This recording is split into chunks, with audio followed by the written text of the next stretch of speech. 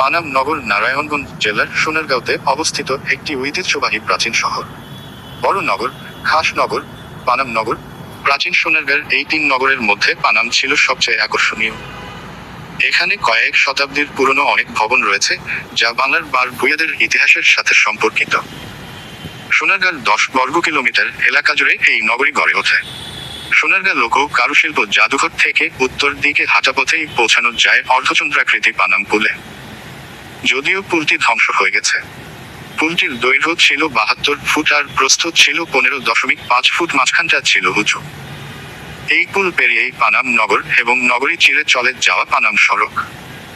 আর সড়কের দুপাশে সারি সারি আবাসিক একতলা ও দ্বিতল বাড়িতে ভরপুর পানাম নগর। 3. 15 শতকে ঈসা খাঁ বাংলার প্রথম রাজধানী স্থাপন করেছিলেন সোনারগাঁওয়ে।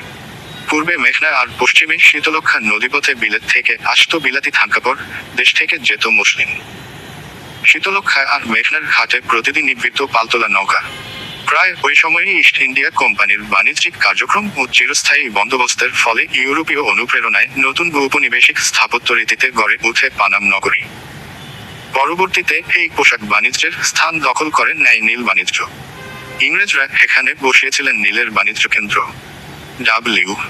ডব্লিউ হান্টারের অভিমত হলো, সুলতানি আমলে পানাম ছিল সোনারগাঁর রাজধানী।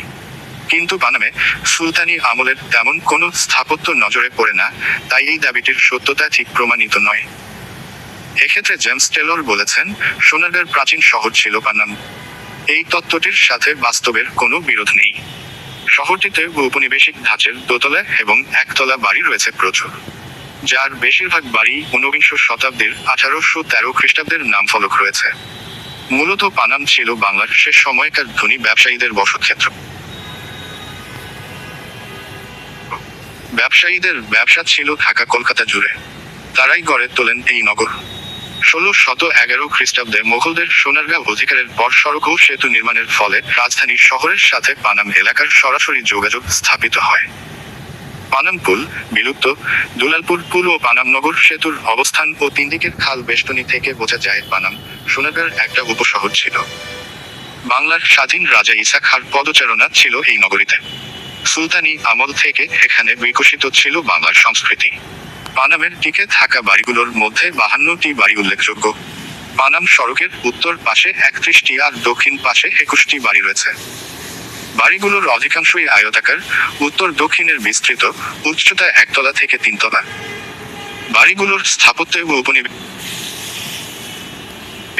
ছাড়াও মোগল, গ্রিক এবং গান্ধারা স্থাপত্যশৈলীর সাথে স্থানীয় কারিগরদের শিল্পকুশলতার অপূর্ব সংমিশ্রণ দেখা যায়। প্রতিটি বাড়ি ব্যবহারোপযোগিতা, কারুকাজ, রঙের ব্যবহার এবং নির্মাণ কৌশলের দিক দিয়ে উদ্ভাবনী কুশলতায় ভরপুর। ইটের সঙ্গে ব্যবহার করা হয়েছে ঢালাই লোহার তৈরি ব্র্যাকেট, ভেন্টিলেটর আর জানালার গ্রিল। মেঝেতে রয়েছে লাল, সাদা, কালো মোজাইকের কারুকাজ। প্রায় প্রতিটি বাড়িতেই খিলান ও ছাদের মধ্যবর্তী স্থানে নীল ও সাদা ছাপ দেখা যায়। এছাড়া বাড়িগুলোতে নকশা ও কাস্ট আয়রনের কাজ নিখুঁত। কাস্ট আয়রনের এই কাজগুলো ইউরোপের কাজের সমতুল্য বলে বিশেষজ্ঞদের অভিমত। এর সাথে আছে সিরামিক টাইলসের রূপায়ণ। প্রতিটি বাড়ি অন্দরবাটি এবং বহির্বাটি এই 2 ভাগে বিভক্ত হয়ে গেছে। বেশিরভাগ বাড়ির চারদিকের ঘেরাটোপের ভিতর আছে উন্মুক্ত উঠান। পানাম নগরীর পরিকল্পনাও নিখুঁত। নগরীর পানি সরবরাহের জন্য দুপাশে 2টি খাল ও 5টি পুকুর আছে। প্রায় প্রতিটি বাড়িতেই আছে কুয়া বা কূপ। নগরীকে জলাবদ্ধতামুক্ত রাখতে করা হয়েছে খালের দিকে ঢালু। প্রতিটি বাড়ি পরস্পর থেকে সম্মানজনক দূরত্বে রয়েছে। নগরীর যাতায়াতের জন্য রয়েছে একমাত্র রাস্তা, যা এই নগরীর মাঝখান দিয়ে বয়ে গেছে এপাশ ওপাশ। 3. নগরীর ভিতরে আবাসিক ভবন ছাড়াও আছে মসজিদ, মন্দির, গির্জা, মঠ, গোসলখানা, নাচঘর, পান্থশালা, চিত্রশালা, খাজাঞ্চিখানা, দরবার কক্ষ, গুপ্ত পথ, বিচারালয়, পুরনো জাদুঘর। এছাড়া আছে 400 বছরের পুরন টাকশাল বাড়ি। সোনারগাঁ লোকশিল্প জাদুঘর থেকে পশ্চিম দিকে রয়েছে গোয়ালদি হোসেন শাহী মসজিদ। এই মসজিদটি সুলতান আলাউদ্দিন হোসেন শাহীর শাসনামলে নির্মিত হয়। মোগরাপাড়া চৌরাস্তা দিয়ে একটু দক্ষিণ দিকে গেলে রয়েছে আরও কিছু ইমারত, 12 আউলিয়ার মাজার, হজরত শাহ ইব্রাহিম দানিশ মন্দা ও তার বংশধরদের মাজার, দমদম গ্রামে অবস্থিত দমদম দুর্গ ইত্যাদি। এক এছাড়াও নগরীর আশেপাশে ছড়িয়ে আছে ঈসা খাঁ ও তার ছেলে মুসা খাঁর প্রমোদ ভবন, ফতেহ শাহের মসজিদ, সোনাকান্দা দুর্গ, পঞ্চপীরের মাজার, কদম রাসুল, চিলেকোঠা সহ বহু পুরাতাত্ত্বিক গুরুত্ববহ স্থাপনা। ৩ নীলকুঠি। ইস্ট ইন্ডিয়া কোম্পানির নীলচাষের নির্মম ইতিহাসের নীরব সাক্ষী হয়ে রয়েছে পানামের নীলকুঠি। পানাম পুলের কাছে দুলালপুর সড়কের পাশেই এর অবস্থান। জানা যায়, শুরুতে এটি কোম্পানির মসলিন বস্ত্র ক্রয়কেন্দ্রের দপ্তর ভবন হলেও পরে কুঠিটি নীল ব্যবসা কেন্দ্র হয়ে ওঠে। যদিও বর্তমানে 2004 নীলকুঠির মূল রূপ ঢাকা পড়ে গেছে নতুন করে করা পলেস্তারার নিচে।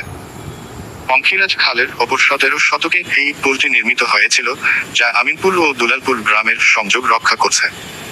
3টি খিলানের উপর পুলটি স্থাপিত। পুলের নিচ দিয়ে পণ্যবাহী নৌযান চলাচলের সুবিধা দিতে মাঝখানের খিলানটি কিছুটা উঁচু করে বানানো। 1977 খ্রিস্টাব্দে পুলটিতে সংস্কার কাজ চালানো হয়। 3 উল্লেখযোগ্য ঘটনা। একবার পারস্যের খ্যাতিমান কবি হাফিজকে আমন্ত্রণ জানিয়েছিলেন তৎকালীন বাংলার সুলতান গিয়াসউদ্দিন আজম শাহ। বৃদ্ধ কবি হাফিজ সে আমন্ত্রণে সাড়া দিয়ে আসতে না পেরে একটা গজল রচনা করে উপহার পাঠান সুলতানকে। এই গজলের সূত্র ধরেই ফার্সি এক পর্যটক এসেছিলেন সোনারগাঁতে, আর মুগ্ধ হয়েছিলেন পানাম নগরীর সৌন্দর্য দেখে। মধ্যযুগে সোনারগাঁ বাংলার রাজধানী হওয়ার পর থেকে পানাম নগর ব্যাপক উৎকর্ষ লাভ করে। কিন্তু ব্রিটিশরা বাংলার নিয়ন্ত্রণ নেয়ার পর থেকে এখানকার সম্ভ্রান্ত মুসলিমরা ব্রিটিশদের সঙ্গে অসহযোগিতা করায় ব্রিটিশরা এখানকার বাসিন্দাদের প্রভাব প্রতিপত্তি কমানোর উদ্যোগ নেয়। একই সঙ্গে তারা এখানে উচ্চ বর্ণের হিন্দুদের, শুধুমাত্র যারা ব্রিটিশদের সঙ্গে সহায়তা করে, পুনর্বাসন শুরু করে। ফলে এখানে ক্রমে হিন্দু ব্যবসায়ীদের অবস্থান তৈরি হয়।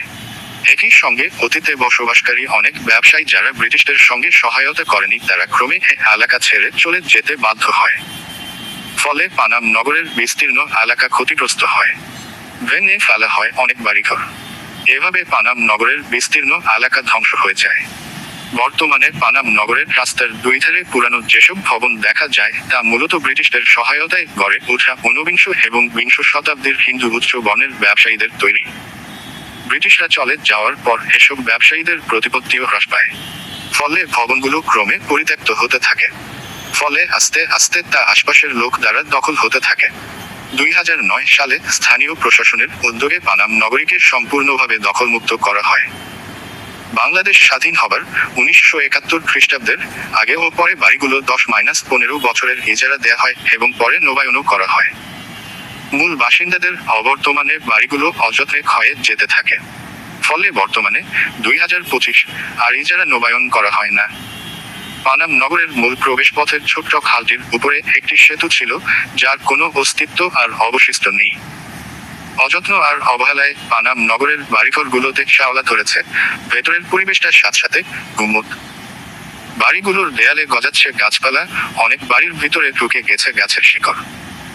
অনেক ঘরের চৌকাঠ ও রেলিং খুলে পড়েছে। চুরি হচ্ছে কড়িকাঠ ও তক্তা। ফলে বিভিন্ন সময় বাড়িগুলোর ছাদ ধসে পড়ছে, ভেঙে পড়ছে সিঁড়ি ও দেয়াল। পরিত্যক্ত এসব বাড়িগুলোর অনেকগুলোতে মানুষ কিংবা পশু পাখি মলমূত্র ত্যাগ করে থাকে। অনেক বাড়ির সিরামিক টাইলসে ভাঙন ধরেছে, খিলানে ধরেছে মরিচা। কোনো বাড়ির কার্নিশে গজিয়েছে আগাছা। এমনকি 2005 খ্রিস্টাব্দে 2টো বাড়ি সম্পূর্ণ ধসে পড়ে। এখনো অন্তর্বাটি বহির্বাটি উভয়ই টিকে আছে এরকম 40টি বাড়ি রয়েছে পানামে। পানাম নগরীর ঐতিহ্য আর ইতিহাসকে গুরুত্ব দিয়ে বাংলাদেশ সরকারের পক্ষ থেকে এর পুনরুদ্ধারে নেওয়া হয়েছে বিভিন্ন পদক্ষেপ। সরকারিভাবে প্রত্নতত্ত্ব অধিদপ্তরের অধীনে নেওয়া হয়েছে পানাম নগরের সোনারগাঁ প্রাচীন স্থাপত্য অবকাঠামো সংস্কার সংরক্ষণ নামে একটি প্রকল্প। প্রকল্পের আওতায় রয়েছে 40টি ভবনের সংস্কার, 4টি পুকুরঘাট মেরামত ও পুনর্নির্মাণ, সেতু সংস্কার, প্রত্নসামগ্রী, ক্রু ও প্রামাণ্য চলচ্চিত্র তৈরি। বিশেষজ্ঞ কমিটির তত্ত্বাবধানে পরিচালিত হচ্ছে এই প্রকল্প। ইতোমধ্যেই এই প্রকল্পের আওতায় সংস্কার করা হয়েছে বিভিন্ন ভবন। তবে সংস্কার কার্যক্রমের এই উদ্যোগকে স্বাগত জানলেও সংস্কার কার্যাবলীতে সন্তুষ্ট হতে পারেনি অনেক বিশেষজ্ঞ ও ঐতিহাসিক। অনেক ভবনকে সংস্কারের নামে মূল স্থাপত্যিক সৌন্দর্য ঢেকে ফেলা হয়েছে বলে তাদের অভিযোগ। বিশেষজ্ঞ দলে বিদেশি বিশেষজ্ঞ নেওয়া হলে এ জাতীয় ভুল হতো না বলে অনেকে মত প্রকাশ করেছেন। 2 তাছাড়া পর্যাপ্ত তথ্য সংরক্ষণ ছাড়াই কাজে হাত দেওয়া হয়েছে বলেও অনেকের অভিযোগ রয়েছে। যেমন, সংস্কার কার্যক্রমে 100 বছরের পুরন কাশীনাথ ভবনের পুরন অলঙ্করণ ফেলে দিয়ে নতুন করে অলঙ্করণ করা হয়েছে। তাছাড়া অতীতের ছোট ও চাপটাকৃতি ইটের পরিবর্তে ব্যবহৃত হয়েছে বর্তমানের বড় আকারের ইট। পানাম নগর বাংলাদেশের জীবন্ত প্রত্নতত্ত্ব হিসাবে পরিচিত, যা আমাদের গৌরবময় অতীতের সাক্ষী। তবে এর সংরক্ষণ জরুরি, যাতে ভবিষ্যৎ প্রজন্ম বাংলার এই অমূল্য সম্পদ দেখতে পায়।